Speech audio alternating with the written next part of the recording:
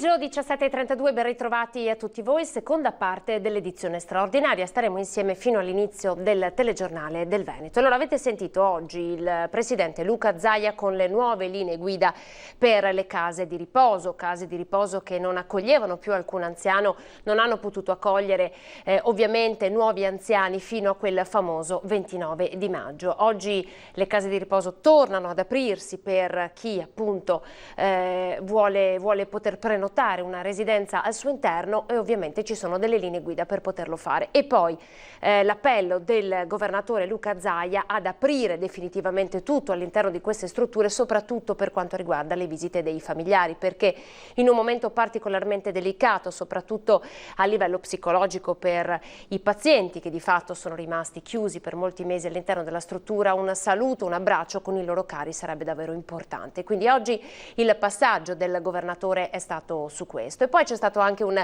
breve passaggio legato alle elezioni. Intanto c'è da sottolineare che è arrivato dal governo centrale l'annuncio di una nuova unità del centrodestra. Berlusconi, Meloni e Salvini hanno dato l'ok all'alleanza del centrodestra per le regionali, confermando ovviamente Toti per la Lombardia e Luca Zaia per il Veneto. E poi c'è stato un passaggio del presidente anche su una sua possibile corsa verso Roma, ma ve lo faremo sentire più tardi. Quello che vi voglio far sentire adesso invece è il passaggio del Premier Conte di ieri sera legato alla conferenza stampa di chiusura degli Stati Generali. Dopo 9 giorni di incontri, di colloqui, che cosa è rimasto? Vi facciamo sentire due passaggi, uno sul cuneo fiscale e un altro sul recovery plan, ma partiamo con il cuneo fiscale.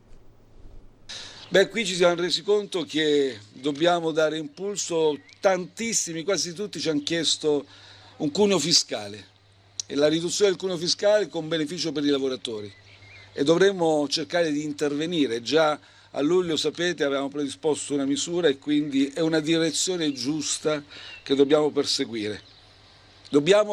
Tantissimi progetti hanno riscosso un grande sostegno, un grande appoggio per quanto riguarda un'Italia più inclusiva. Ve ne dico alcuni: contrasto alla povertà educativa dei nostri giovani, dei nostri ragazzi.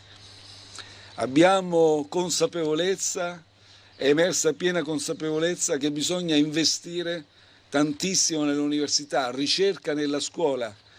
Tra i tanti progetti, un progetto solido, nazionale, per garantire la formazione continua dei lavoratori ma anche dei professionisti, altrimenti non riusciremo mai a recuperare il gap di produttività che abbiamo con gli altri paesi. E poi con l'Europa che cosa succede? Che cosa si potrà portare a casa? Qual è il piano? Sapete che per ottenere i fondi del Recovery Fund, insomma, che di fatto non sono ancora stati decisi, la somma non è ancora stata stanziata. Sapete che soprattutto i paesi del nord stanno cercando di abbassare quella soglia dei 750 miliardi proposta dalla Commissione. Sentite che cosa ha detto un ulteriore passaggio di Conte sul Recovery Plan. Bilancio. Guardi, è prematuro per ipotizzare questa e dirle che percorreremo questa soluzione. Il Recovery and Resilience Fund sarà diretto a investimenti e riforme e riteniamo che quello è il nostro obiettivo, e stiamo lavorando per elaborare progetti di investimento e di riforme su cui poi chiederemo, la copertura finanziaria europea. Poi qualche altra, e cercheremo anche di avere un bridge, anche se lei ha detto per quanto riguarda i fondi dell'anno prossimo, se non è molto consistente non si preannuncia molto consistente. Comunque un passo alla volta. Adesso portiamo a casa il negoziato e spero, come ho già detto, che il prossimo Consiglio europeo sia quello determinante e risolutivo. Un attimo dopo lavoreremo, stiamo già in realtà avvantaggiandoci, stiamo già lavorando per il bridge. E nello stesso tempo, attenzione, quando noi diciamo che presenteremo il recovery plan a settembre, quello nazionale, però per come è strutturato, se voi avete conoscenza o immagino dei fondi strutturali europei, cioè significa che già adesso noi dobbiamo lavorarci. Ecco perché era importante avvantaggiarci. Siamo i primi in Europa, ma noi abbiamo delle carenze di strutture.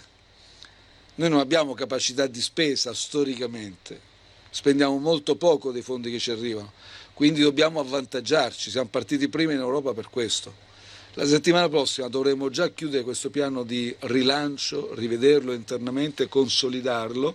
Speriamo che, lo ripeto, le opposizioni possano condividerlo. Dopodiché dobbiamo già iniziare a stendere i progetti perché il cronoprogramma, così come sono strutturati, sono molto impegnativi, quindi settembre è già domani per noi. Parliamo un attimo di scuola. Il presidente dell'Associazione Nazionale Presidi ha fatto alcune dichiarazioni all'ANSA. Le dichiarazioni riportano appunto quello che potrebbe essere lo scenario a settembre, se davvero tutti quanti gli studenti fossero chiamati a tornare ad occupare i banchi di scuola. Le dichiarazioni dei presidi, che ovviamente hanno sotto controllo la situazione delle loro aule, è questa, ovvero che in almeno il 40% delle aule scolastiche è praticamente impossibile mantenere un distanziamento di 1 metro tra i banchi. Anche per questo è urgente venire a conoscenza delle linee guida per capire che cosa fare per settembre. Non può continuare questa attesa. A dirla all'ANSA è Antonello Giannelli, presidente dell'Associazione Nazionale Presidi. Secondo i nostri calcoli, ha continuato Giannelli, in una percentuale rilevante delle classi il distanziamento non è materialmente possibile per metratura delle aule e numero degli studenti. Cosa facciamo allora in questi casi? Questa è la domanda principale a cui dovrebbero rispondere le linee guide che appunto non sono ancora arrivate, e continuano ovviamente i dubbi degli insegnanti, ma delle stesse famiglie che ad oggi non sanno e dovranno comunque organizzarsi con i loro figli, non sanno quale sarà il destino dei loro ragazzi a settembre, e anche qui siamo in attesa di avere delle delucidazioni. Intanto una cosa è certa, ovvero che lo smart working, questa nuova modalità di lavoro agile, ha modificato molto le nostre abitudini, ma non solo, anche i nostri consumi, e ce lo raccontano titolari di bar e ristoranti nel servizio realizzato dalla nostra redazione di Padova, dove il calo dei consumi è evidente anche proprio per l'ora di pranzo. Bar e ristoranti abituati alle pause pranzo affollate anche dopo le riaperture fanno i conti con gli strascichi dell'emergenza sanitaria causata dal coronavirus. Lo smart working concesso da moltissime aziende nel periodo di lockdown resta valido anche in questi mesi dopo la riapertura di tutte le attività. Lavorare da casa implica così un calo di consumi nei bar, nelle tavole calde, gelaterie, tabaccherie e molte altre attività commerciali. Secondo una stima fatta da Confesercenti Padova, mancano all'appello i consumi di quasi 30.000 lavoratori. Oggi abbiamo una crescita dello smart working rispetto a quello ante-Covid del 500% maggiore. Questo vuol dire per una città come Padova perdere mediamente 400 euro al giorno. 400 euro al giorno vengono persi da bar, trattorie, piccola ristorazione che servivano il pranzo ai lavoratori che ora lavorano da casa, per cui non fruiscono più di questo tipo di servizio. Ai lavoratori da casa si aggiunge anche il crollo del turismo e la mancanza in città dei 60.000 universitari, nonché dei 62.000 studenti delle superiori che arrivano quotidianamente a Padova dalla provincia. Ogni giorno gli esercizi commerciali di somministrazione perdono così, secondo le stime di Confesercenti, oltre 400.000 euro, di cui 300.000 per la sola città. Lo smart working, come lo studio da casa, indubbiamente generano delle perdite economiche. È chiaro che durante il lockdown quella era l'unica possibilità e per cui è giusto coglierla. Ora però direi che è un ritorno alla normalità, non dico alla piena, ai contatti umani che c'erano prima, però pian piano bisognerà riprendere. La nota positiva riguarda invece il traffico, meno auto in circolazione e meno inquinamento dell'aria. Questo è quello che succede con le nuove modalità di lavoro agile, quindi sicuramente una condizione che sta facendo perdere fatturato a molti bar e locali del centro, ma non soltanto. E poi c'è un altro tema, quello legato alla categoria dei benzinai. Abbiamo voluto dare voce a loro nella giornata di oggi e ringrazio il nostro primo ospite del pomeriggio, lui è Moreno Parin, presidente del gruppo GISC Confcommercio di Treviso, dunque lei rappresenta la categoria, perché anche voi avete qualcosa da dire, rispetto a tutto quello che è accaduto in questi mesi di chiusura, ma anche quello che sta accadendo adesso mentre stiamo parlando, e l'avete fatto attraverso una sorta di sciopero simbolico. Ci racconta di che cosa si tratta, Moreno? Buon pomeriggio. Sì, buon pomeriggio a voi e agli ascoltatori.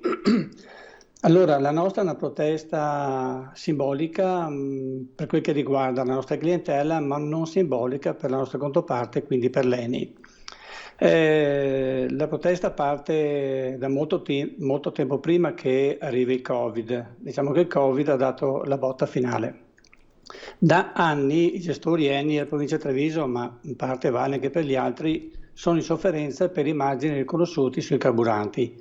Cioè, oggi come oggi il gestore ha un margine mediamente di 3 centesimi al litro, traducendolo in euro, su 50 euro il carburante il gestore ha un guadagno di €1 lordo, poi ci paga tutte le tasse e costi del genere. Quindi non ci sta più dentro. Il Covid naturalmente ci ha fatto perdere 3 mesi di lavoro perché le vendite sono calate oltre il 70%. In questo momento c'è una ripresa comunque molto leggera perché siamo arrivati al 65-70% delle vendite e non sappiamo quando torneremo al 100%, ma il problema margini si è ulteriormente aggravato. Quindi l'iniziativa dei gestori è quella di convincere l'ENI a rivedere la posizione dei margini e per far questo la nostra protesta va a colpire proprio il portamonete di ENI. Cioè andiamo a colpire quella differenza di prezzo che il cliente paga quando si fa servire dal gestore. Tenete presente che i clienti mediamente per quanto riguarda l'ENI trovano una differenza di 20 centesimi al litro. Quindi tra servito e non servito. Tra servito e non servito, esattamente.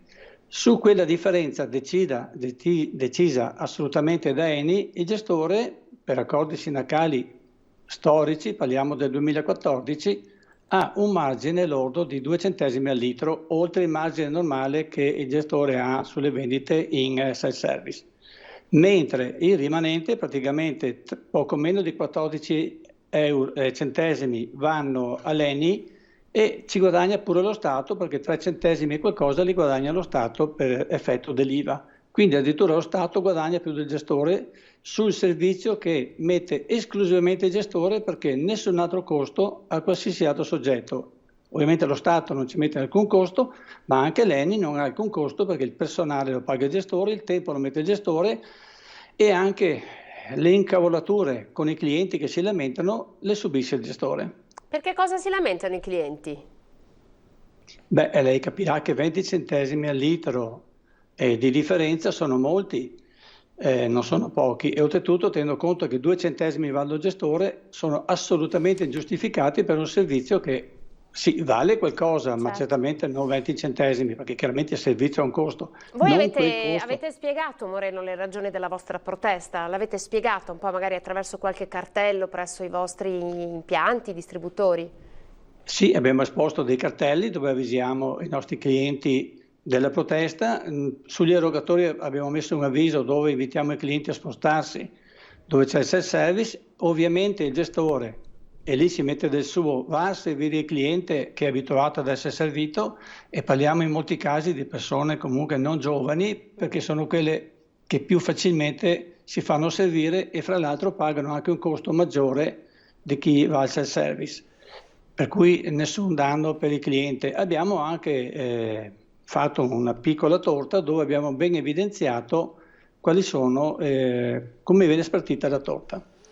Senta, fino a quanto durerà questa sorta insomma, di protesta pacifica e di fatto come l'avete decisa, come l'avete concordata?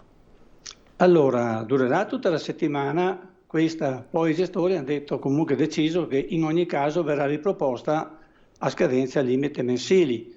Pacifica non tanto perché ENI la scorsa settimana, mercoledì esattamente, il 17, ci ha mandato una lettera di diffida, non saprei come definirla esattamente, dove ha letteralmente minacciato da una parte i gestori e dall'altra parte comunque anche noi come sindacato per aver diffuso notizie non vere. Cosa c'è di non vero? Quindi, ma lo dicono che non è vero che l'ENI non mette nessun tipo di manodopera, non ha nessun tipo di costo per questo tipo di servizio, perché ENI paga comunque i costi generali dell'impianto. Peccato che ENI si dimentichi che tutti questi costi sono ampiamente ricompresi nel prezzo al pubblico della benzina in self-service, dove comunque ENI attualmente ha circa un guadagno di 14 centesimi al litro. E per far vedere, sì, quindi Eni l'ha sparata abbastanza grossa, ma soprattutto ci ha fatto una serie di minacce che ritengo degne di portare in procura, perché ci vedrei un estremo anche abbastanza pesantino come antisindacale. Senta Moreno, ma perché le vostre casse, insomma, per riuscire a farvi respirare, per riuscire anzi a farvi guadagnare, perché insomma state lavorando, quanto vi dovrebbe restare al litro rispetto alla cifra che lei ci ha appena detto? Cioè, quale dovrebbe essere secondo lei l'equo compenso, l'equa distribuzione insomma dei soldi pagati dal cliente? Beh, se faccio due calcoli e guardo quanto tempo impiega una persona a servire il cliente, minimo il differenziale, cioè il guadagno in più rispetto ai 3 centesimi dovrebbe essere dai 5 ai 7, 8 centesimi al litro. Quindi non è che chiediamo qualcosa in più, chiediamo che eventualmente l'Eni guadagni un po' meno. Certo. Che comunque il tempo a servire un cliente non lo serve in 2 minuti, ci vuole il suo tempo. Va a servirlo, salutalo, il cliente poi fa la chiacchierata perché magari gli piace, ma in ogni caso ci sono dei tempi indipendentemente fra l'altro da quanta benzina fa uno, perché comunque il tempo che si perde di più è andare lì, aprire il serbatoio, incassare i soldi, chiudere. La pompa ci mette poco a fare 20 euro, 50 euro. Senta, lei si è sentito considerato dal governo in questi mesi? Insomma, non siete stati particolarmente nominati come categoria nelle varie dichiarazioni di Conte. Che cosa ne pensa? Come commenta un po' la gestione del governo? Avrebbe potuto fare che cosa in più secondo lei? Beh, il governo avrebbe molti strumenti in mano, specialmente con Eni, poi visto che è l'azionista di maggioranza. Io ho visto che il governo in questo periodo qui veramente ha snobbato completamente la categoria di gestori. Noi abbiamo comunque avuto dei contatti, ma risultati pari a zero. Un giro a Roma, una teleconferenza, ma praticamente nulla di nulla, ma vale a livello nazionale. Credo che questo governo abbia l'intenzione di puntare al futuro sull'auto elettrica, dimenticandosi comunque che in ogni caso l'auto elettrica dei tempi, le tempistiche, dei costi non è che non sia per nulla inquinante, esposta all'inquinamento da un'altra parte. Questo non significa che noi non dobbiamo spingere per un risparmio energetico per ridurre l'inquinamento, ci mancherebbe altro, dobbiamo nel mio caso consegnare ai nipoti un mondo certamente un po' migliore, ma l'auto elettrica non si inventa da un giorno all'altro. Se oggi come oggi noi avessimo il 100% di auto elettriche, dovremmo avere tutta l'energia elettrica prodotta in Europa. Certo. Quindi è impraticabile. Quindi lei dice che questa svolta green insomma, del governo di fatto ha un po' dimenticato chi ancora oggi sta lavorando e offre insomma, un servizio. Beh sì, e stando al trend che abbiamo, il gestore ancora per altri 15-20 anni naturalmente garantirà il servizio alla pompa. Non è che l'auto elettrica cambi qualcosa, è vero che sono raddoppiate le vendite, ma raddoppio le vendite vuol dire da 1 passo a 2, non da 1 milione a 2 milioni. Senta, ma ci sono gli estremi secondo lei per farvi sentire con la voce grossa a Roma, visto e considerato che voi davvero avete pagato un prezzo molto alto, insomma il lockdown ha tenuto di fatto le macchine in garage per mesi, quindi già insomma i ricavi che avete sono davvero esigui, in più avete pagato un caro prezzo questi 2 mesi e mezzo, quasi 3 mesi, peraltro appunto con lo smart working, come giustamente diceva lei, c'è ancora tantissima gente che è ancora a casa e la macchina non la sta prendendo. Ci sono gli estremi secondo lei per poter battere un po' i pugni, chiedere qualcosa in più, fare massa critica anche insomma, con i colleghi di tutta Italia?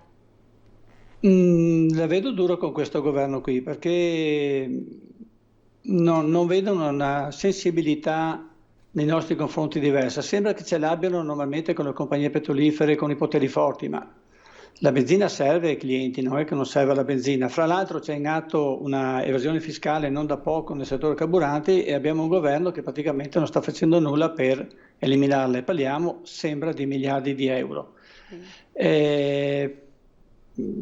Cosa volevo dire? Quindi non so. Se si può creare, insomma, chiamare a raccolta un po' tutti delle varie associazioni in tutta Italia per provare insomma, come all'epoca, no? I tassisti fecero una manifestazione piuttosto grossa, riuscire veramente a richiamare tutta la categoria, perché insomma questo problema del costo della benzina è un problema delle tasse, insomma, sulla benzina è un problema arcinoto, insomma, noi vi abbiamo ascoltato molte volte e è un problema molto serio. Voi siete davvero una categoria che lavora e porta a casa molto poco. Ecco, quindi volevo capire un po' se secondo lei c'erano gli estremi per poter battere i pugni e riunirsi e poter andare a Roma, insomma, a chiedere quantomeno una contrattazione.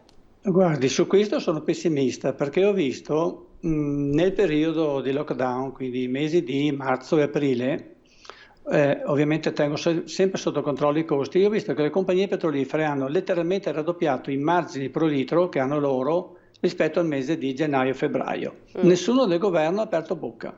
Nessuno delle associazioni dei consumatori ha aperto bocca. Io credo che dei gestori e dei consumatori non importi niente a nessuno. Qui oggi come oggi ci sono le compagnie petrolifere che fanno il bello e il cattivo tempo, le associazioni dei consumatori che dormono, perché letteralmente dormono, altrimenti si sarebbero accorti di questa anomalia, a volte urlano come matti per un centesimo al litro che ha tante volte giustificato, ma in questo periodo non hanno fatto nulla. Quindi no, purtroppo non ho speranze perché abbiamo visto che non ci ascoltano. No, volevo fare una precisazione sul danno subito dai gestori.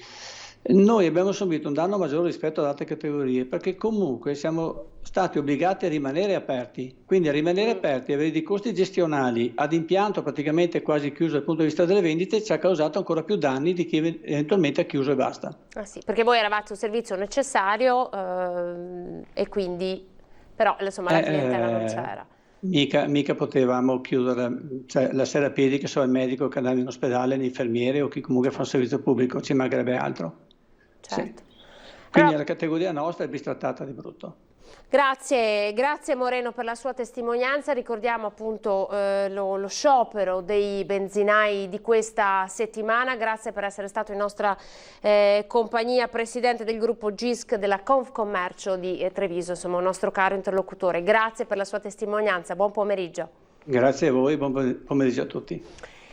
Allora, avete sentito la categoria dei benzinai, che cosa è accaduto? Adesso vi facciamo vedere le immagini di un altro fatto interessante, perché loro sono stati obbligati a tenere aperto con insomma, poche macchine che andavano a fare rifornimento e invece c'è chi, come ad esempio la motorizzazione civile di Treviso, ma tutte le altre motorizzazioni ovviamente, che invece stanno limitando le loro aperture. E perché? Perché i dipendenti stanno utilizzando la modalità del lavoro agile, lavorano in smart working, devono smaltire le ferie, insomma queste sono le nuove circolari. Così cosa succede? Succede che chi deve andare in motorizzazione, come le persone che abbiamo intervistato questa mattina, si fa 4 ore di coda con nemmeno la certezza di poter entrare. Guardate questo servizio.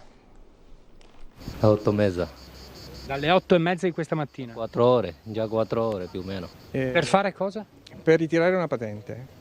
Siamo qui sotto il sole senza neanche un minimo di controlli. Non c'era una posizione per ripararsi, io ho 81 anni. Va bene, e sono dovuto stare sotto il sole fino alle 11. Un centinaio di persone in coda da stamattina, una coda impossibile da smaltire per una sola persona all'ufficio patenti e una seconda per il resto delle pratiche, ma soprattutto una mole di lavoro enorme da gestire, poiché gli uffici della motorizzazione di Treviso sono aperti solo 2 giorni a settimana. Per telefono normalmente non rispondono, c'è il numero però non rispondono. È già la seconda volta che vengo, arrivo da Monfumo che insomma non è qua dietro e mi trovo che sono venuto per niente e mi ha detto che me ne posso andare a casa. Alle 11 del mattino la guardia giurata, vedendo la situazione arrivare al limite dopo alcuni momenti di tensione, ha aperto le porte e fatto entrare chi era rimasto in coda almeno dentro gli uffici al riparo dal sole. Non è arrivato nessuno fuori a calmare le acque, perché prima c'è stato un momento di tensione, sì. Questo 2 ore fa. Adesso probabilmente la gente si è stancata, un po' è andata via e quelli che sono rimasti si sono rassegnati. Abbiamo raggiunto telefonicamente il responsabile della sede trevigiana della motorizzazione, l'ingegner Matarazzo, che ha spiegato come le linee guida ministeriali causa Covid impongano di limitare il servizio, una persona per reparto, una per stanza, e che contemporaneamente proprio per questo tutte le scadenze sono state posticipate di 7 mesi. Sempre per circolare, l'80% del personale è a casa in lavoro agile oppure in smaltimento obbligatorio delle ferie, e così gli uffici sono aperti solo 2 giorni per il pubblico, 2 su appuntamento e 2 per agenzie e scuole guida. I centralinisti lavorano con orario ridotto ed ecco perché il sistema è andato in tilt. Dalla motorizzazione trevigiana fanno sapere che il sito è stato rinnovato e tutte le pratiche sono scaricabili online senza bisogno di recarsi in sede. Insomma, salvo nuove direttive, conviene armarsi di pazienza oppure interrogare prima il sito web, magari facendosi aiutare, perché molte risposte si trovano lì. Insomma, così bisogna diventare un pochino più digitali per riuscire ad ovviare agli inconvenienti che purtroppo stanno accadendo in questo periodo, quando si ha bisogno di un servizio da parte di alcuni uffici, ma gli uffici stanno lavorando a metà, insomma, della loro potenza. Ci fermiamo per un paio di minuti, pubblicità, e poi di nuovo insieme con le notizie.